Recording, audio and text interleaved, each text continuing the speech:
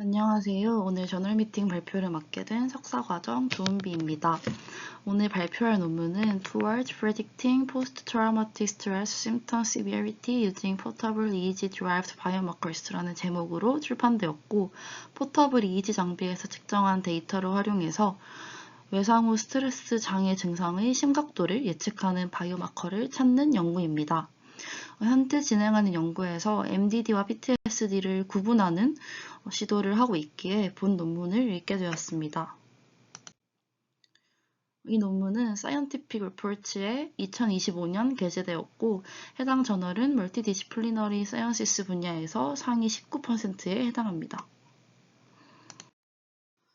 먼저 인트로입니다. PTSD는 외상 사건에 노출된 후 발생할 수 있는 복잡한 정신건강 질환으로 미국에서는 약 6%의 사람들이 일생 중 한 번은 PTSD를 경험한다고 합니다.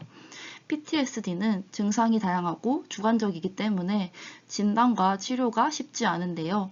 이를 해결하기 위해서 PTSD에 대한 신경생물학적 지식을 향상시키고 증상의 심각도를 측정하는 새로운 정량적 바이오마커를 연구할 필요가 있으며 치료에 따른 반응을 측정하는 것이 중요합니다. EEG는 두피에 붙인 센서로 뇌의 정기적 활동을 비침습적으로 측정하기 때문에 PTSD를 포함한 다양한 신경정신질환의 신경적 특징을 조사하는 데 유용한 도구로 사용되고 있습니다. 최근 여러 연구에서는 세타 대역의 기능적 연결성이 더 심각한 PTSD 증상을 예측할 수 있고 PTSD에서 알파파가 더 크게 감소한다는 것을 밝혀냈습니다. 전통적으로 EEG 측정은 전극 위치, 젤 도포, 몽타주 선택, 장치 연결 등 다소 번거로운 과정을 수행해야 하는데 이런 절차는 비용과 시간이 많이 소모되고 환자에게 불편함을 줄 수 있으며 자연스러운 환경에서 벗어나기 때문에 확장성이 제한됩니다. 따라서 최근에는 기존 시스템에 비해 데이터 품질을 저하시키지 않으면서 사용자 중심 설계가 가능하고 다양한 환경에서 사용할 수 있는 모바일 EEG 시스템에 대한 관심이 급증하고 있습니다. 포터블 기계를 이용하면 신경신호를 지속적으로 그리고 빈번하게 모니터링할 수 있기 때문에 증상에 대한 변화를 조기에 감지하는 데 도움이 될 수 있고 이를 통해 시기적절한 치료적 개입을 제공할 수 있기에 증상 악화를 예방할 수 있습니다. 인트로 제일 첫 문단에서 PTSD에 대한 신경생물학적 지식을 향상시키고 증상의 심각도를 측정하는 새로운 정량적 바이오마커를 연구할 필요가 있으며 치료에 따른 반응을 측정하는 것이 중요하다고 말씀드렸었는데요. 본 연구의 연구그룹은 PTSD 환자에 대한 TMS 임상시험을 대규모로 진행하고 있고 해당 임상시험에 대한 연구가 종료될 때쯤에 TMS 치료에 대한 PTS 증상의 반응을 검토할 것이라고 합니다. 따라서 본 연구에서는 그 임상시험 연구에서 얻은 데이터를 가지고 시간 경과에 따른 증상 심각도를 모니터링하고 평가하는 데에만 초점을 맞추고자 한다고 합니다. 이를 위해서 본 연구의 주요 목표는 PTS 증상 심각도 모니터링을 위한 모바일 EEG 기술의 잠재력을 탐구하고 EEG에서 유래된 바이오마커가 PTS 증상 심각도와 연관되는지 확인하는 것인데요. 본 연구에서는 EEG 바이오마커를 엔트로피와 전력 스펙트럼 파워에서 발견하고자 하였고 PTS 증상의 심각도가 높을수록 엔트로피의 값은 낮아질 것이라는 가설을 확립하였습니다. 본 연구에서는 엔트로피 중에서도 샤눈 엔트로피를 사용하였는데요. 극성 스트레스 요인이 주의 렘 수면과 논렘 수면 모두에서 이 샤눈 엔트로피가 뚜렷하게 변화했다는 EEG 연구를 기반으로 이 엔트로피가 PTSD에서도 유의미한 차이가 나타날 것이라고 생각하였습니다. PTSD는 감정, 기억, 인지에 대한 기능이 손상되기 쉬운데 이 전두 축두엽 영역이 해당 기능을 관장하므로 해당 영역을 ROI로 선택하였습니다. 그리고 마지막으로 스펙트럼 전력은 알파 대역에서 산출하였는데요. 동일한 포터블 장비를 사용한 이전 연구에서 알파, 베타 전력이 전통적 방식의 EEG 데이터와 가장 유사했고 PTSD와 관련한 연구에서 알파 대역의 중요성이 강조되고 있다는 것을 이유로 알파 대역을 선택하였다고 합니다. 본 연구에는 TMS 치료를 받는 임상시험에 참여한 환자들의 데이터를 사용하였습니다. 18에서 65세 사이에 21명의 PTSD 환자가 참여하였고 남성이 4명, 여성이 17명이었습니다. 피험자들은 모두 DMS5에 따른 PTSD의 4가지 진단 기준 중 3가지 이상을 충족하였고 자살 경향, 특정 신경정신과적 및 의학적 질환, 약물 남용, 3개월 이내 외상 후 스트레스 장애 치료를 받은 적이 없었습니다. TMS 치료의 경우 우측 도솔레터럴 프리프론털 콜텍스에 진행되었다고 하고 하루에 2세션씩 총 20세션을 2주에 걸쳐 진행하였습니다. TMS와 관련해서는 자세한 내용이 따로 없었는데요. 아마 임상시험의 최종 레포트에 기재되지 않을까 생각됩니다. 외상 후 스트레스 증상의 심각도는 DSM-5의 PTSD 체크리스트를 활용하였고 치료를 받기 전, 치료를 받는 중, 치료를 받은 후에 평가를 진행하였습니다. 치료를 받는 중, 즉 미드 트리트먼트는 전체 세션의 절반이 진행된 5일째 치료 후의 시점을 의미합니다. 이 체크리스트, 즉 PCL5 설문지는 20개의 문항으로 구성된 자가보고형 설문지이고 특정 PTS 증상의 빈도와 심각도를 측정합니다.